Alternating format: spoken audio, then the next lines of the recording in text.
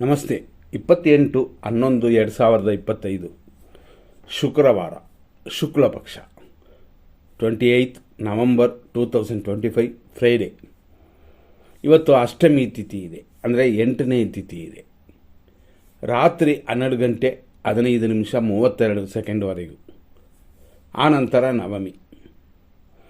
ಸಾಮಾನ್ಯವಾಗಿ ಅಷ್ಟಮಿ ನವಮಿಯಲ್ಲಿ ಮುಹೂರ್ತ ಕಾರ್ಯಗಳಿಲ್ಲ, ಆದರೂ ದೇವರ ಪೂಜೆಗಳು ಮಾಡ್ಬೋದು, ಹೋಮಗಳು ಮಾಡ್ಬೋದು.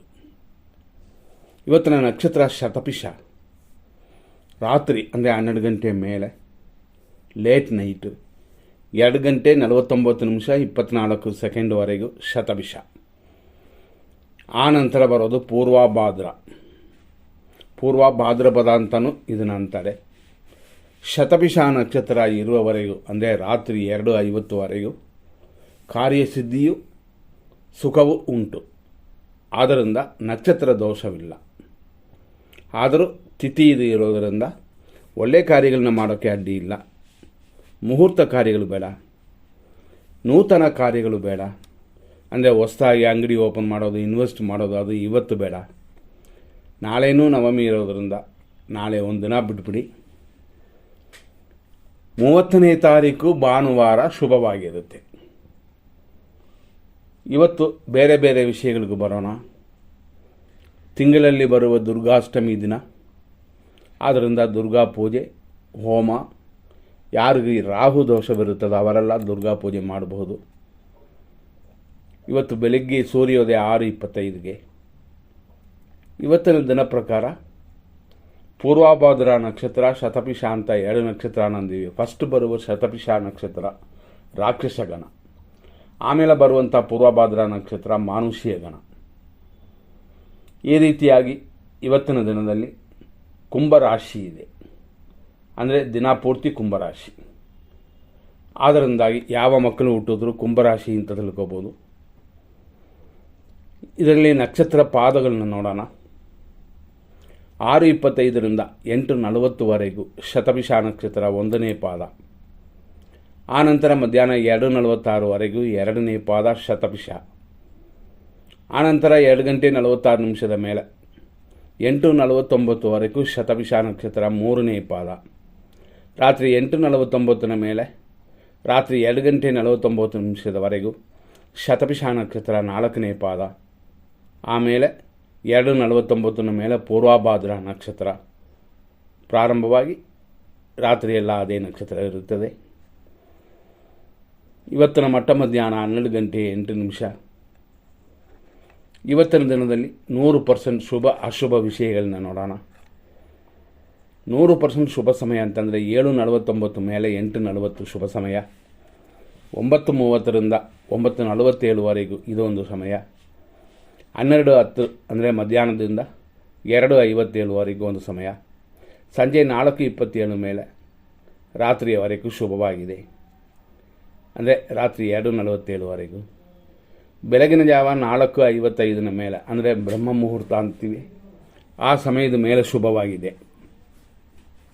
ಇವತ್ತಿನ ನಕ್ಷತ್ರ ಪ್ರಕಾರ ಅಂದರೆ ಶತಭಿಷ ಅಂತಂದಿವಲ್ಲ, ಇದು ಶುಭವಾಗಿರೋದರಿಂದ ಒಳ್ಳೆಯ ಕಾರ್ಯಗಳನ್ನ ಮಾಡೋಕ್ಕೆ ಖಂಡಿತ ಅಡ್ಡಿ ಇಲ್ಲ. ಧರ್ಮ ಕಾರ್ಯ ಮಾಡೋಕ್ಕೆ ಅಡ್ಡಿ ಇಲ್ಲ, ಹೋಮಗಳು ಮಾಡೋಕ್ಕೆ ಅಡ್ಡಿ ಇಲ್ಲ. ತಿಂಗಳಲ್ಲಿ ಬರುವ ದುರ್ಗಾಷ್ಟಮಿ ಆಗಿರೋದರಿಂದ ದುರ್ಗಾ ಪೂಜೆಗಳು, ಹೋಮಗಳಕ್ಕೆ ತೊಂದರೆ ಇಲ್ಲ, ಫಸ್ಟೇ ಹೇಳಿದ್ವಿ. ಇದರಲ್ಲಿ 100% ಅಶುಭ ಸಮಯನ ನೋಡೋಣ. ಆ ಸಮಯವೂ ಬೇಕಾಗುತ್ತದೆ. ಯಾಕಂದರೆ ಯಾವ ಕಾರ್ಯಗಳನ್ನ ಯಾವ ಸಮಯದಲ್ಲಿ ಮಾಡಬಾರದು ಅನ್ನೋದಕ್ಕಾಗಿ. ಬೆಳಿಗ್ಗೆ 6:25ರಿಂದ 7:47 ಮೃತ್ಯು, ಅಂದರೆ ಮರಣಕಾಲ. 8:42ರಿಂದ 9:28ವರೆಗೂ ದುರ್ಮುಹೂರ್ತ. 9:49 ಮೇಲೆ 11:26ವರೆಗೂ ನಕ್ಷತ್ರವೇ ವಿಷವಾಗುವ ಸಂಭವ. ಆದ್ದರಿಂದ ಶತಭಿಷ ನಕ್ಷತ್ರದವರು ಈ ಸಮಯದಲ್ಲಿ ಸ್ವಲ್ಪ ಪರಿಹಾರ ಮಾಡಿಕೊಳ್ಳಲು ಒಳ್ಳೆಯದು, ಎಚ್ಚರವಾಗೂ ಇರಬೇಕು. 10:42ರಿಂದ 12:08ವರೆಗೂ ರಾಹುಕಾಲ. ಮಧ್ಯಾಹ್ನ 2:59ರಿಂದ ಸಂಜೆ 4:25ವರೆಗೂ ಯಮಕಂಡ ಕಾಲ. ರಾತ್ರಿ 2:49ರಿಂದ 3:25ವರೆಗೂ ಮೃತ್ಯು. ಅದೇ ಥರ ಲೇಟ್ ನೈಟ್ 3:16ರಿಂದ ಬೆಳಗಿನ ಜಾವ 4:51ವರೆಗೂ ವಿಷಕಾಲ. ಇದನ್ನು ತಿಳ್ಕೊಂಡು ನಿಮ್ಮ ಕಾರ್ಯಗಳನ್ನು ಯಾವ ಕಾರ್ಯಗಳನ್ನ ಮಾಡಬಹುದು, ಯಾವ ಕಾರ್ಯಗಳು ಬೇಡ ಅಂತ ನೀವು ತೀರ್ಮಾನ ಮಾಡ್ಕೋಬೋದು. ಇದರಲ್ಲಿ ಕೆಲವು ವಿಷಯಗಳು ಮಾಡಿದ್ರೆ ಶುಭವಲ್ಲ ಅಂತಂದಾಗ ಅದಕ್ಕೆ 100% ಶುಭ ಸಮಯ ಅಂತ ಕೊಟ್ಟಿದ್ದೀವಿ. ಎಮರ್ಜೆನ್ಸಿಗೆ ಅಭಿಜಿತ್ ಮುಹೂರ್ತನ ನೀವು ಕಲೆಕ್ಟ್ ಮಾಡ್ಕೊಳ್ಳಿ ಅಂದರೆ ಇದರಲ್ಲಿ ಕೊಟ್ಟಿದ್ದೀವಿ.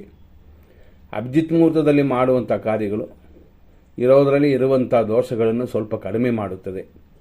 ಅಂದರೆ ಆ ಸಮಯ ಶುಭವಾಗಿದ್ದರೆ ಖಂಡಿತವಾಗಿ ಎಲ್ಲ ಕಾರ್ಯಗಳು ಅನುಕೂಲವಾಗುತ್ತದೆ. ಆದರೂ ನಾವು ಸ್ವಲ್ಪ ತಿಳ್ಕೋಬೇಕು. ಅಭಿಜಿತ್ ಮುಹೂರ್ತ ಶುಭಕರವಾಗಿ ಇದೆಯಾ ಅಂತಂದರೆ 100% ಚೆನ್ನಾಗಿದೆ ಅಂತ ತಿಳ್ಕೊಬೋದು. ಅಭಿಜಿತ್ ಮುಹೂರ್ತ ಚೆನ್ನಾಗಿಲ್ಲ ಅಂತಂದರೆ ಅದನ್ನು ಸ್ವಲ್ಪ ಯೋಚನೆ ಮಾಡಬೇಕು. ಇವತ್ತು 11:45ರಿಂದ 12:30ವರೆಗೂ ಅಭಿಜಿತ್ ಮುಹೂರ್ತ. ಇದರಲ್ಲಿ ಬೇರೆ ವಿಷಯಗಳು ಕೂಡ ಬರುತ್ತದೆ. ವಿಜಯ ಮುಹೂರ್ತ ಅಂತಂತೀವಿ.